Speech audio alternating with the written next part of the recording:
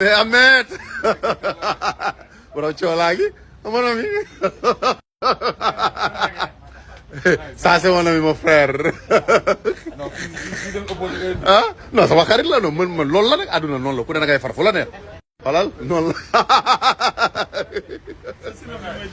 la sama xarit nga te doo sama xarit waaw sama gaañ nga mais mon ami ñaata nga encaissé ku lay woo nii naa ci def sutura kon garaaw sac bi ma sama lekk waaye ci encaissement bi ñaata nga encaissé doo ma sama lekk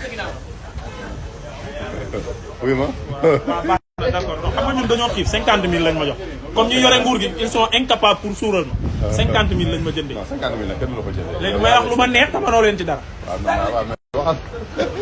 wax leen ko maanaam man 50 000 lañ ma jox may wax lu ma neex maa tey te kenn mënu ci dara ngoon ma ñibbi sa bi ko daan naan caay. ñun dañoo xeere de. yaa sonn de ñun dañoo xeere de.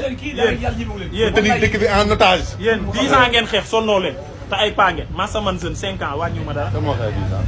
yéen 2014 ba léegi 10 ans la te sonnoo leen man juróomi at jeune bi lu ma ciy sonn. te yéen seen digg yi da doon métti.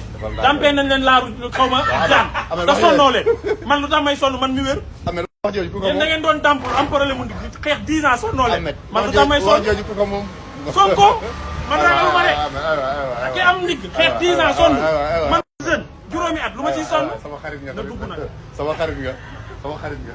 man ragalu ma man du ma waa APR de bokkuma fa ragalu ma waa APR ñoo leen di tapet seeni saaga moo tax ñi meew ñu sax oppose ku tenir en échec GIGN la gendarmerie te amee ndigg déglu ma rek léegi ma sama du may déglu man kat dégg naa ku tenir doo ma déglu xam naa suñu jëm mooy ku tenir loolu lépp man tëwuma léegi ñoom ñoo yore loolu lépp kon lu tax man déglu ma yéen dëgër bopp yi jaay sa bakkan la yéen dëgër bopp yi sax saraxe sa askan la dëkk boo xam ne waaw léegi bàyyi jaay sa bakkan jaay sa waxal kon waxal jaay sa bakkan bi wax nga lu ma neex waaw waxal dëkk boo xam ne dañuy fenalante dëkk boo xam ne waxu góor jigéen mooy sujet bi matin midi soir dëkk boo xam ne yàq gor moo fa am dëkk boo xam ne amul sutura boo fa dundee loo fay def boo fa deewee ngëneel la yàlla naa